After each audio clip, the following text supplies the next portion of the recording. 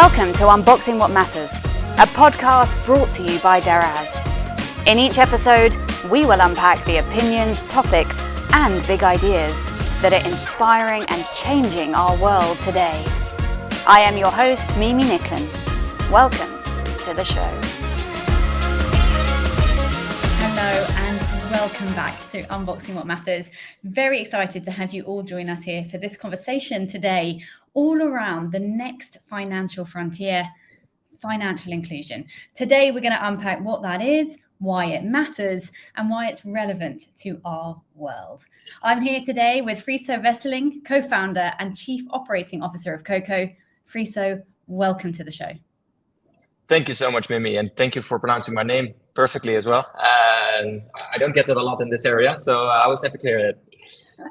You are very welcome. I'm not going to say I didn't practice. I definitely did, but I'm glad that I nailed it for this conversation. So, Friso, I'm extremely excited to be having this conversation. I think we're talking about some themes and big questions here today that really impact Sri Lanka, South Asia, and our world.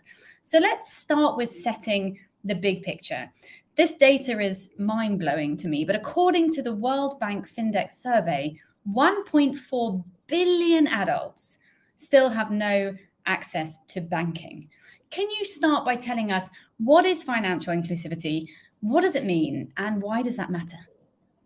Yes, of course. Well, I equally think it's a stunning number, and it's such an important topic. I think if we look at financial inclusivity, I think it's also a bit of an isolated term sometimes. So I think I'm going to take it a little bit wider, looking at financial inclusivity, but also maybe a little bit about financial health, which I personally find as, if not more important than just inclusivity by itself. So what is financial inclusivity? I think it's fairly simple and straightforward. It's the access to financial products, financial products being the tools that are used for borrowing, saving, and to invest money, right? So I think in a very easy way to measure financial inclusion, we can look at debit card and credit card adoption rates, for example. Higher adoption rates obviously signal a higher level of financial inclusion in those areas. So if you look, for example, at Pakistan State Bank numbers, you will see that less than 1% currently has access to a credit card, whereas about 13% would have access to a debit card, right? Which shows that there's already a massive gap to people that have access to saving products and people that have access to products that would allow them to borrow.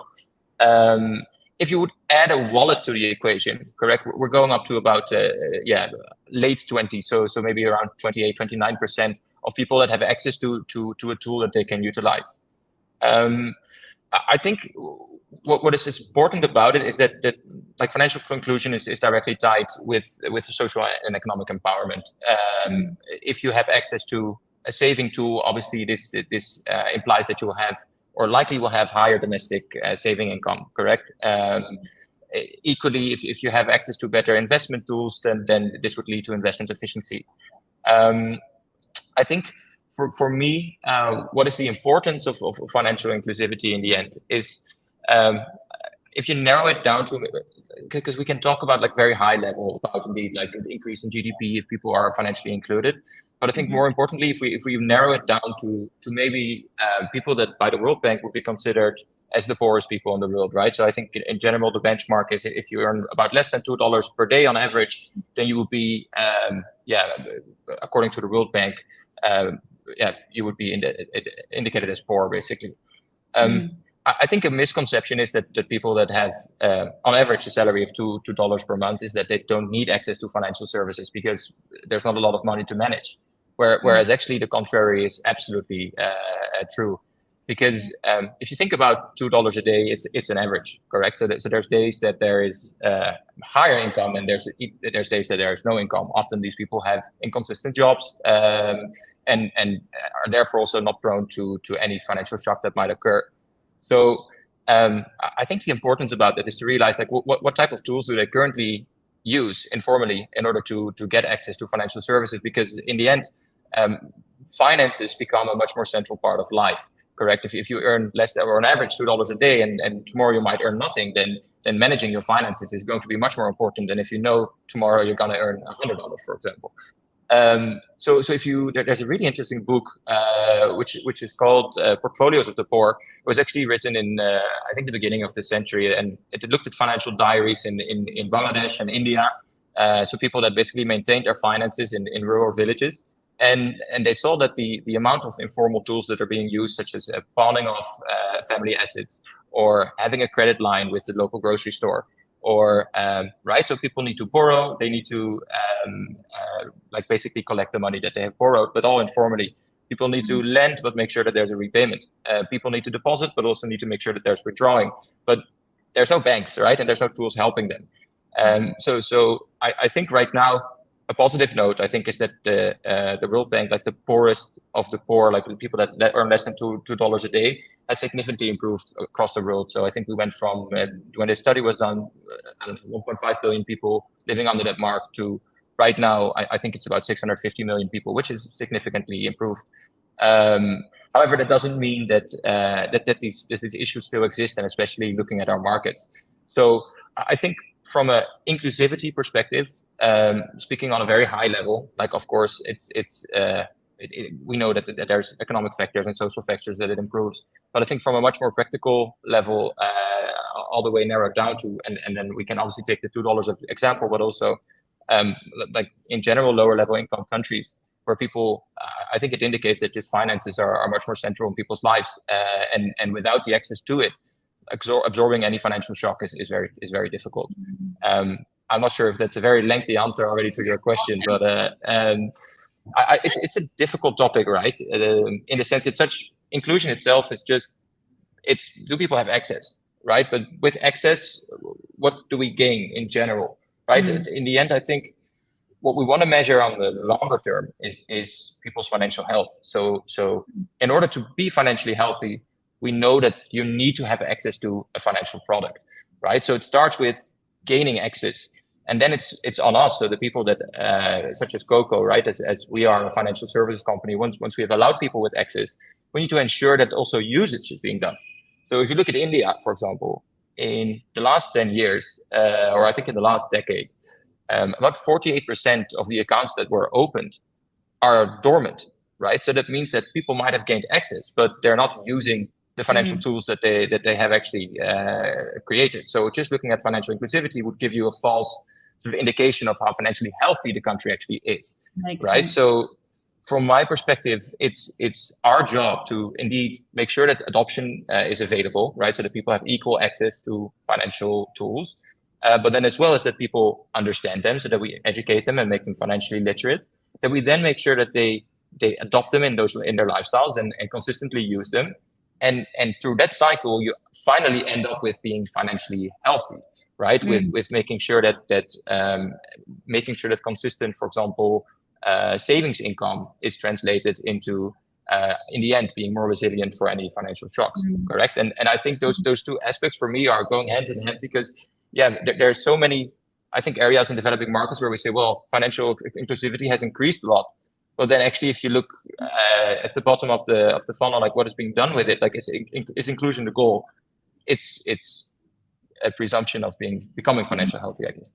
Yeah, no, I mean, and fascinating, I think, sort of setup for this whole conversation, because for many of us, we haven't, heard lots of those pieces of data before. So what I'm hearing from you there is, of course, there are a plethora of barriers that are stopping people accessing this money. Of course, we have geographical barriers where people perhaps in rural areas or peri-urban are excluded from the financial system. We may have technological issues where digital technology has, expanded the reach, but some people are on the other side of that digital divide and they're being left behind.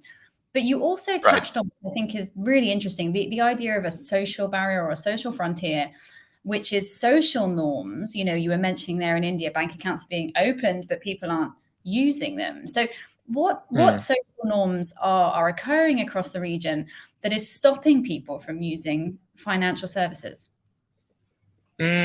So it's super interesting, actually. I think there's an easier, so societal norms, I think can come in many forms, right? So there could be restrictions of access. For example, I think gender inequality in terms of access to financial tools is still sometimes also driven by societal norms, I would say, whereby women, for example, in markets in some areas of the market in Pakistan might not have equal access to a smartphone, correct? Which poses technically a technological barrier, but it's created from a societal norm.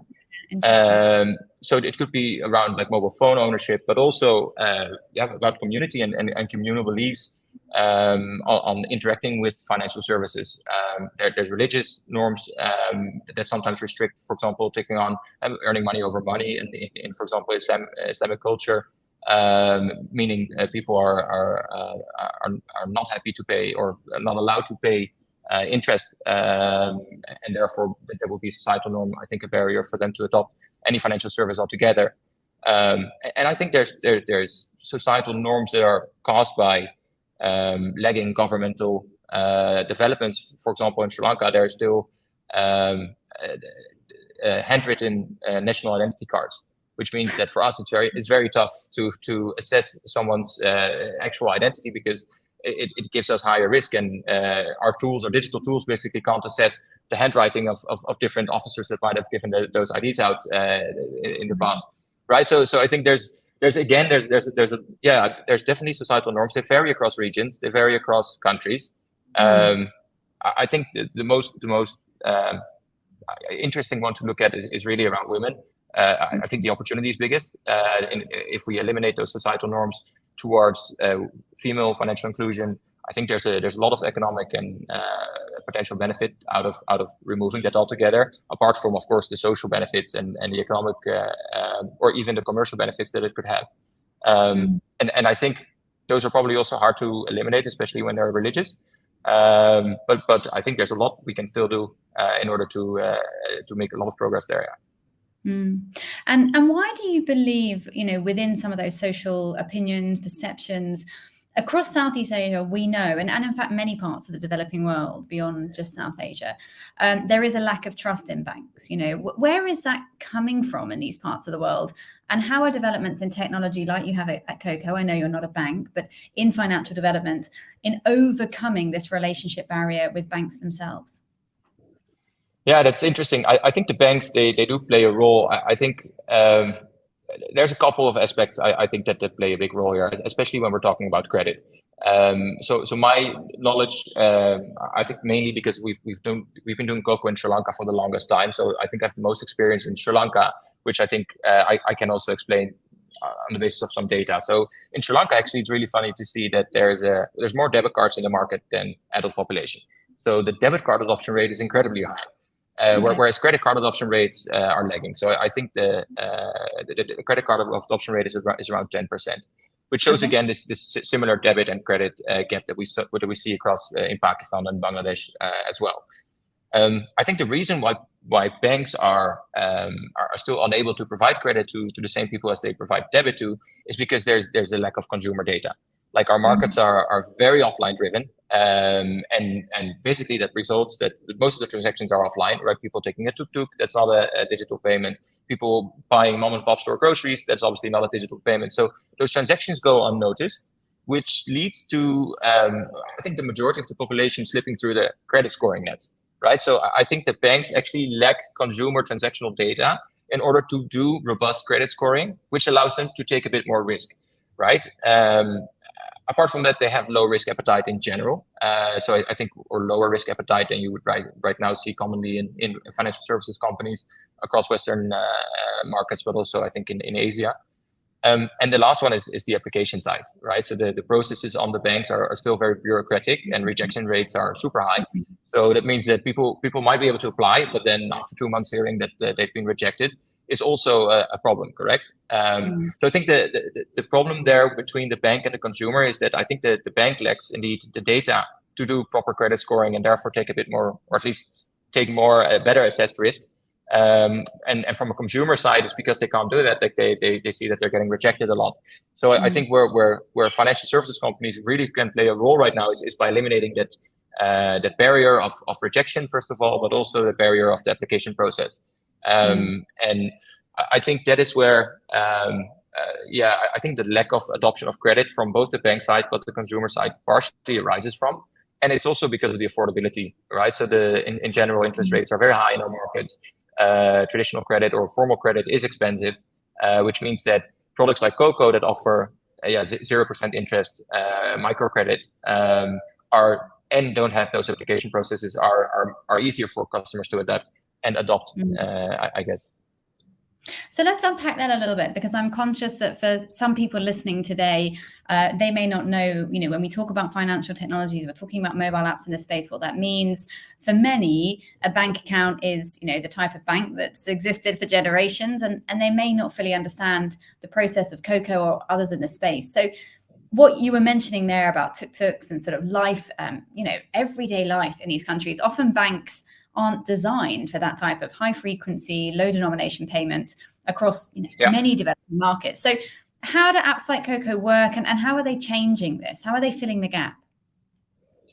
Right. So I think what the main difference is the source of data that we use to do credit scoring. So first we need to distinguish two types of data, right? So there's more formal data that's being used by a lot of the traditional banks that would rely on a credit score. But as we just established, not everybody has a credit score, and therefore that's difficult. What we have done specifically is we've looked at alternative data sources, one of them being e-commerce transactions. And we have basically tried to derive insights from those transactions. So even if you look at the e-commerce industry in our markets, 75% of the transactions are cash on delivery, correct? Again, showcasing the banks will not have access to that data, whereas e-commerce companies do.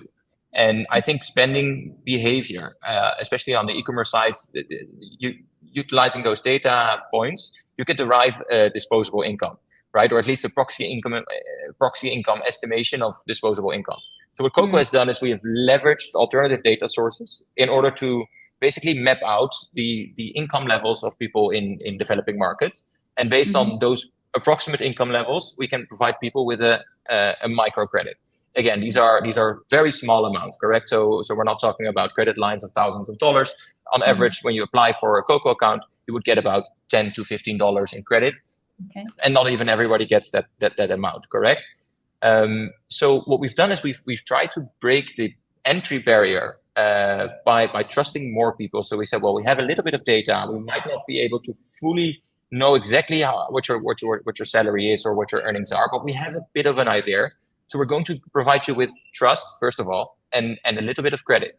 And then we're going to assess your repayment behavior. So in terms of now you have access to credit, what do you actually do with it? So how do you use it?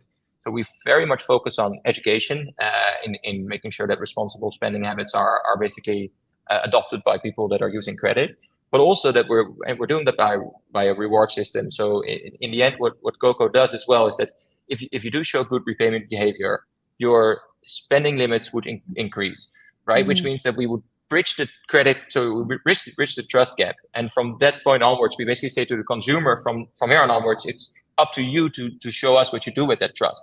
If you run away tomorrow, you gain $10 potentially, but you lose access to a credit facility, right? And I think that's for everyone to make a trade-off, which one is more and more important for them at that point in time. But from my perspective, I think is building that credit facility in order to be more resilient in times of financial shock is very important. And actually, we've seen that response from our consumers as well, whereby there's definitely a share of people that took the money and ran. But the majority share has been building up a relationship with us. And so that's how it works. Is that clear? Is it maybe too technical or? No, it's super clear. And as a non sort of financial specialist, I just love to hear this connection between trust and growth fundamentally, right? Which is we're going to give you quite a lot of trust, but a little money. And as that trust increases, so does the money. And I also love that you said, when you've looked at your data, sure, some people took the $10 and ran, but most people didn't, right? So correct. For me, as I said, as a non sort of financial specialist, I just love what that shows about humanity and about brands and, apps like Koko in changing lives through trust, which you touched on earlier, Friso. Actually, you touched on women earlier and this ability to, of course, reduce poverty, improve lives across countries, Sri Lanka, Pakistan, Bangladesh, and the connection between those micro loans. I know you also have some thinking around insurance policies. What types of life changes is Koko seeing, or others in your category? How are lives changing through this very sort of future-facing trust and reward approach to financial inclusion? Yeah, so I think on a very small scale. So what is changing is that people finally get access to credit, right? And also to a certain extent on their own demand. So they are in control as opposed to someone else controlling them. And I think there's a big difference there. I think if we look at a very like direct impact, when I speak to people, our consumer, I think that is also something they mentioned. It's like I now have access to a small credit facility. I don't need a lot, but maybe that $20, it helps me buy that T-shirt at the end of the month if I need it. Correct. And I think that is like a very direct impact. I think if we look at the grander scheme of things, I thoroughly believe that there's a big economic win to be made in general, sort of better access to financial products. So I think also just credit is not the only tool or instrument that is good here. I think especially also saving tools and investment tools are very important. But in the end, like we need to make sure that we add value down the line, correct? And I think what is interesting about apps like Koko is that they basically take a consumer problem and also a retailer's problem. And we find a sort of middle ground whereby the retailers generally have margins, they make profits, and they might be able to spare some of the profits in order to provide their customer with credit because they would see an increase in sales. So the way, for example, I see it is that right now a lot of companies, you see them spending on marketing, correct? So they would spend a lot of money on Google advertisements and Facebook advertisements. And a click might provide you with a visitor to your website. But the question is, does the click also render revenue? Correct. So what we have said to our retailers, or at least the people that we work with, is that let us generate that traffic for you. So assume that the cost of providing credit to your consumer right now is actually a marketing cost, right? It's a marketing expense that you're not spending on Google and Facebook, but you're spending it on us, and we would provide you in return a direct source of traffic. So we generate traffic for our merchants, and we generate traffic of our user base that has access to credit. That credit is free for consumers, and for retailers, they would pay a commission over each sale that we make with them, which means that the retailer is technically paying for the consumer's credit, and we both win, right? Because it's a more efficient way of also spending your marketing budgets. So I think that's interesting to see, like, how can we grow both sides of things? Because in the end, again, we need to add value to the overall chain. And I think in these ways where we really work together closely with retailers and consumers, I think we can fix a problem on one side and also create better economic and environment in general, which is a positive sign, I guess. Phenomenal, especially in a country like Sri Lanka that needs a lot of growth in the year ahead and is so dominated by small businesses, right? Small businesses that are trying to, get their foot up, take a step into trade or product, wherever they are. This access to credit is significantly impacting their freedom and their independence, which you touched on earlier. But let's quickly talk about sort of regulations and government. So let's go up a little beyond the individuals themselves. More data here, which I found, again, really fascinating, that in South Asia, 240 million of the 430 million, which is a very big number, but 240 million of the unbanked adults have a mobile phone, right? So that's more than half of them. But many of them lack other tools, we've touched on them today, to get into this sort of financial or mobile services, whether that's geography, social, we've touched on a few of them earlier. What can governments do? In countries like Sri Lanka, Pakistan, Bangladesh, they're looking for growth, they're looking to empower their people. How do governments shift towards further financial inclusion in South Asia? What type of regulations do we need? How do we allow for more competition from fintechs like yourselves to reach more people with money?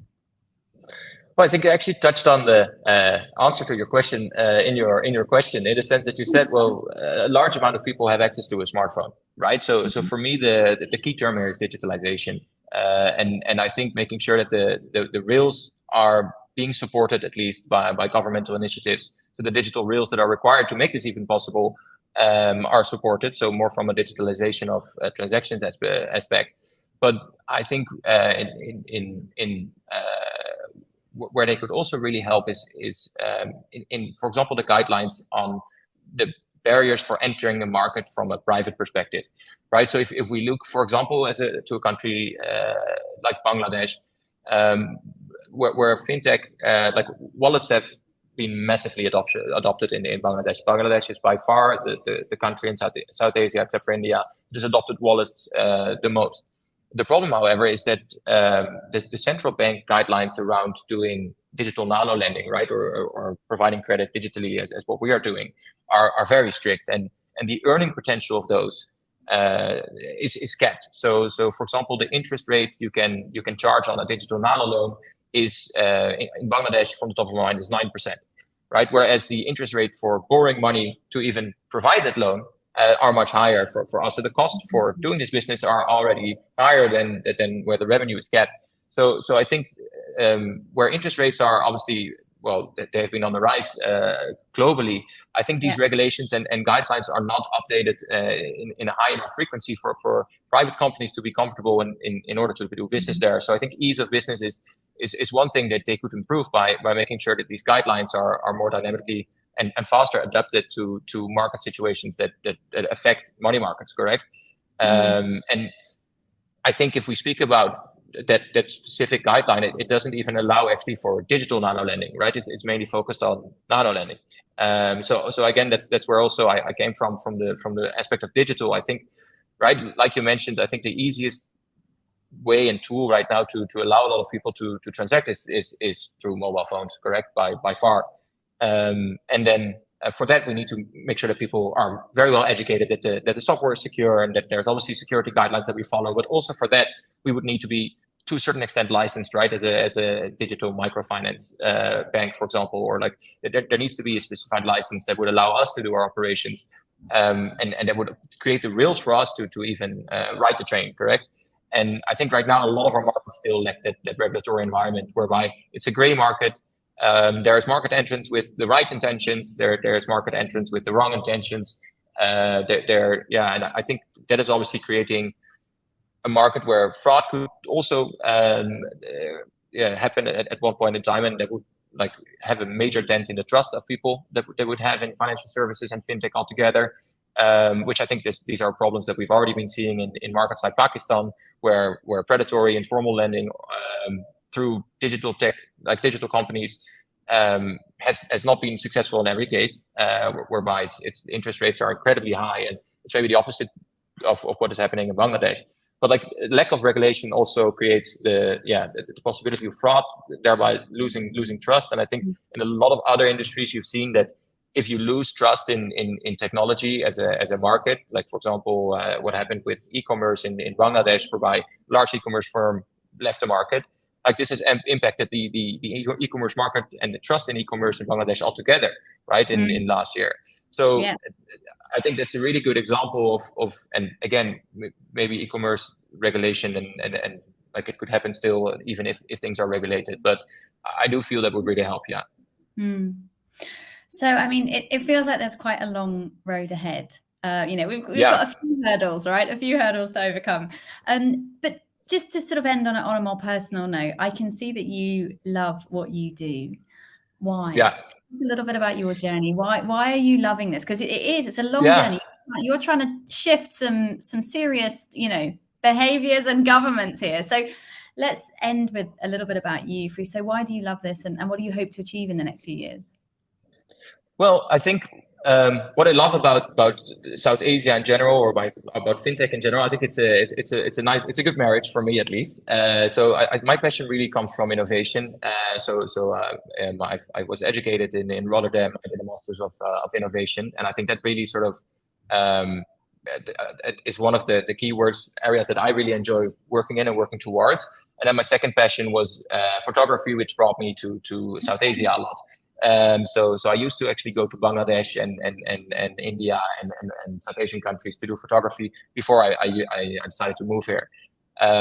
So I think, especially when traveling here, if you have been, I know, but like for people that are listening that have not been, I think there's always a love or hate relationship, but there's a culture shock in general.